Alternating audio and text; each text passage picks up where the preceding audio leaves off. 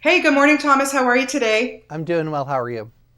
I'm great, thank you. Well, first of all, congratulations on this. And before we talk about Seatbelt Psychic, which I find very exciting because, you know what, I like to predict people's futures and tell them things when I'm in the car. I think the car is the best place to do things, don't you? Yes, you can get a lot accomplished in the car for sure. Absolutely. But I have to ask you, when did you know that you had this gift? Great question. When I was 4 years old, I saw my deceased grandfather and I started to get messages from him, and I would actually share them with loved ones, family members. But what happened is of course, I didn't understand what it really was. I just thought everybody was like this. And when I went to school, I realized, oh, wait a second, everybody isn't like this. And I started Right. to share this with, school kids who would make fun of me. And in terms of when I realized that I had a gift, I would actually say truthfully that probably wasn't until I was about 18 years old and I started to actually read about psychics and mediums, and I thought, oh wow, this makes a lot of sense. This is actually what I've been experiencing all my life. I just never knew there was a word for it. Right. Oh, for sure. And then, you've helped so many people over the years, and I can't even imagine that you would even have one like person or one person that you helped that stands out. There must be so many. There's been so many readings, and every reading is interesting to an extent. There's been so many cool different experiences that I've had. One kind of quick 10-second story that I will tell you is I did do a reading for Jenny McCarthy, who about 2 or 3 weeks after Joan Rivers passed. And it was Yeah. pretty interesting because Joan actually came through to speak to Jenny, and it was on her Sirius XM show. And Jenny was so freaked out by it because it was something that you wouldn't know. I mean, there was no way for me to know about this. And the way and the tone in which Joan brought through this message to Jenny, who, they weren't even like super, super close, but it was a message, Right. and it was pretty moving, what came through. Wow, that is very cool. That just gave me goosebumps, by the way, I have to tell you. You must give goosebumps to people all the time. Well, yeah, different reactions. Either that or they scream and run the other direction or something. Okay, I could see that happening too. I would be a little bit scared. So, okay, let's talk about Seatbelt Psychic. This is I find very, very fascinating, very exciting. How did the concept all come up? Because usually I guess you're just sitting with somebody in a room, or somewhere in a park or whatever. In a car, I mean, I don't think you could get more intimate than being in a car with somebody. Right.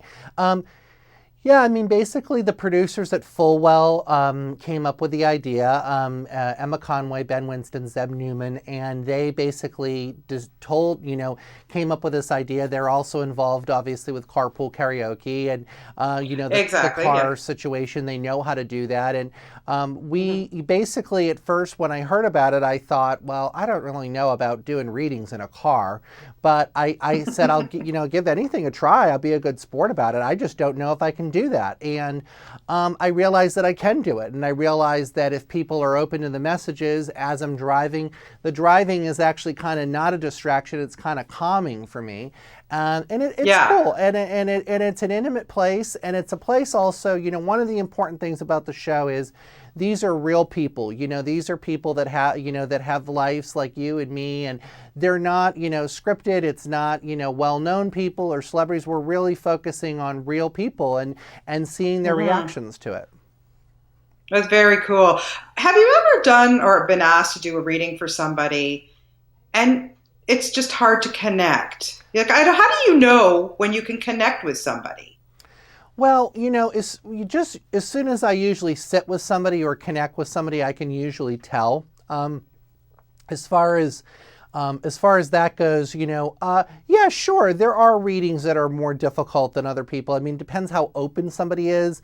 It depends how willing the people in the spirit world are to communicating with the other side, with this side. Yeah. There's certain dead people that are just like, they don't want to bother with it. They don't want to come through. So there's Sure. so many factors. It depends on how open I am on that day. There's a lot of factors, but in general, I find that it's driven by how open and receptive the person that I'm sitting with, the person that I'm reading is to the experience. Hmm. Do you have to be in the same room with somebody to do a reading, or can it be over the phone or something like Oh that? no, I actually 90% of my clients I actually read in my professional practice. I read over the phone or Skype or things like that. So no, I actually don't. I haven't found that that's a big factor. I mean, it sometimes helps if somebody's in person and I have a little time and I can see their aura, but doesn't have to be. And a lot of my clients do work with me over the phone and Skype. Yeah, no, because I mean, listen, you don't know me from anything, but just for from talking to me on the phone, what would you do if I were to call you and say I wanted a reading? I would probably focus on connecting with your with. I feel like your father, is your father passed? Yes, he Yeah, did. that's the person that I feel that's very prominently around you. And Wow. I'm seeing the letter S, so I don't know how the letter S connects. But Oh my, you're not okay. People, I have not spoken to you. I have not told anybody, any of your producers. My father's name was Sid. yeah, so your dad is coming through. And I do get like a lot of breathing issues. It's actually like he wants to tell me that he's he I don't know, I feel like trouble breathing at the end, but he's basically telling me he can breathe now.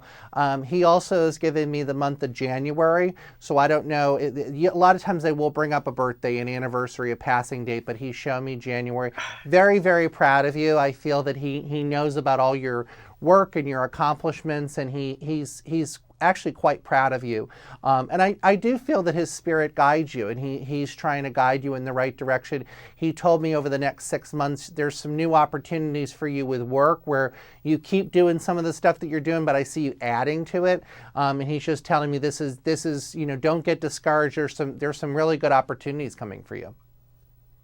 Wow, Thomas, you've just made me a very happy woman because January was the month that he passed 2 years ago. So, wow, I am really going to take this to heart. That was amazing. Oh, Thank good. you. I think I'm going to call you on the side after we speak for this Well, I would interview. love that.